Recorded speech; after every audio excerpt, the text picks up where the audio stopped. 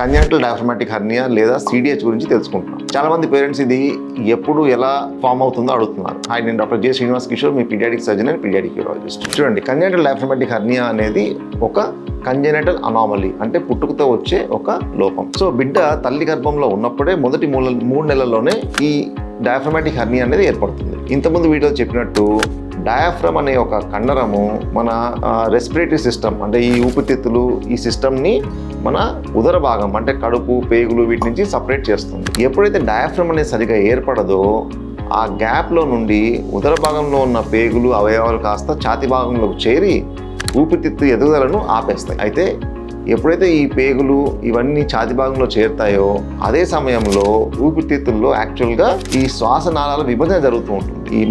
ఈ అవయవాలు అక్కడ ఉండడం వల్ల ఊపిరితిత్తు ఎదుగుదలకి అక్కడ సరైన ప్లేస్ ఉండదు. ప్లేస్ లేకపోవడం వల్ల ఈ విభజన అనేది అక్కడితో ఆగిపోతుంది. దీన్నే టెక్నికల్గా మనం పల్మనరీ హైపోప్లేసియా అంటాం. మీకు ఒక చిన్న ఎగ్జాంపుల్ ద్వారా చెప్పాలంటే, నార్మల్ లంగ్లో మనకు పనిచేసే యూనిట్లు ఒక 1000 నుండి 1500 ఉంటే పల్మనరీ హైపోప్లేసియాలో మనకు ఒక 50 యూనిట్లు మాత్రమే ఉంటాయి. అందుకే ఆ ఊపిరితిత్తు సరిగా పనిచేయదు, ఆక్సిజన్ని బాడీకి అందించే ప్రయత్నం సరిగా చేయలేదు. ఇది కాకుండా ఈ ఊపిరితిత్తులో ఉన్న రక్తనాళాలు కూడా కొద్ది మందంగా తయారవుతాయి.